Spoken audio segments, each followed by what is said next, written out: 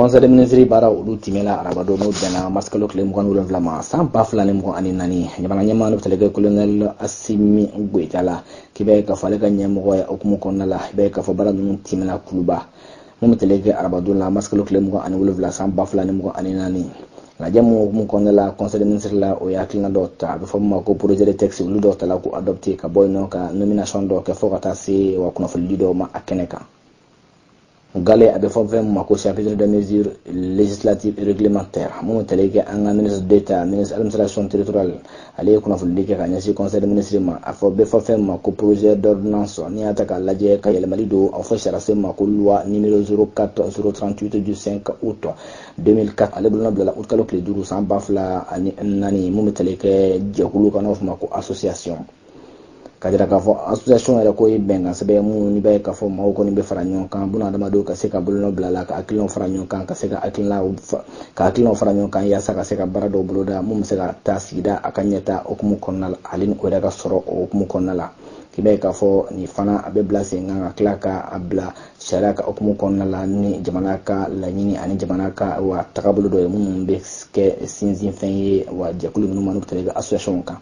ni sera sen flena telega loi numéro 04038 ngale bulno blala utkalo kle duru samba fla ani nani ni abe kuma jakulu kanof mako association kibe ka fo fambe telega association no la telega jama jakulu la kan la mawmum be sendo la kibe ka fo abaro kon beke yere yi okumu konnala wa be ka fo fana mum telega wa baranya bla do lukan aseka ke wa be ka fo fambe telega jama na yere ka tabulu la abe bla o minen fana konnala be ka fo sharabi mum ko fo akiba ka fo fa bitele ke mbara inani atalaka jamana ijamare ka baro koni datigalu ke ka banka wa sebo dima e kan ki ka bara ka kumi kun na be fem ngoni fo ko ga ibe ka fo lawali la bara nunula mu tele ke afu ma ko declaration ko o koni chama be no ko o teka ake ni jakulu nun chama fa ko gela baye gela mun ngoni abe ka sabo be ka jakulu nun fana bla bara menon kono bara mun shera majeni aye odo kun kono la sega sega lo bolo ma kibe ka fo gela chama kono o bangela ni sharain ka bla batulila afuma ko projet d'ordonnance ni kibe ka fo na ka sabo be ka sega la jeli kono ke fenge mu ni ata kala jakulu num be seka wa bla menen kono shara be menen mu ko fo afuma ko déclaration wa préalable ka klaka o baro bla 50 jono fo matugone ko wa anga wa administration re na afuma ko autorisation o baro ka seka ke ni shara ka nyeta ali akala ni yoyi muni ata ka laje ni bina bla 50 yasa ka seka wa kedengene la jakulu num fana ulu bla wa kuraya minen kono lo seka baro ka tukumina ka time ni anga wa gwafe banof ma ko constitution kala yinyi kabo na mmetele ke anga ministre de la justice droit de l'homme ale kuna fo dike ka nyesi conseil des ministres fana mamu mbata ka laje ka fo conseil des ministres muni ata ka laje o yi projet do tanof ma ko projet de décret na kuma wa nomination de l'anof ma ko fonction notaire ma luka bara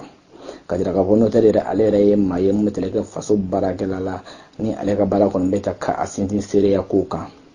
ordonnance meteleke numéro 2013 la 027 PRM na le bolno la décembre kilo kili saban kele samba fla anita ani esaba ale be kuma notaire o re ka kisauka wa o be barake tugum na leni o ka wa condition be ka fo akumala o ka do bara na tugum na aleni o ka baro fana be la kula shi tugumina wa shara o kuma konnala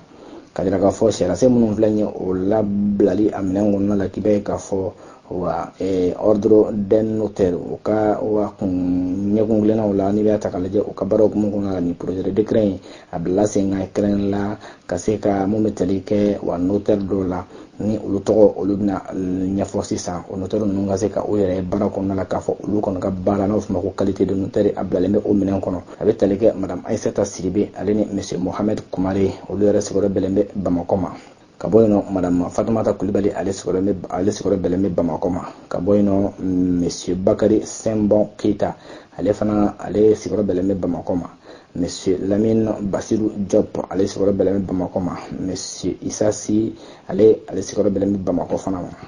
Bamako maskalo kle mo anawlen vla samba flan mo anani secrétaire général du gouvernement Birama Coulibaly ale buluna basabena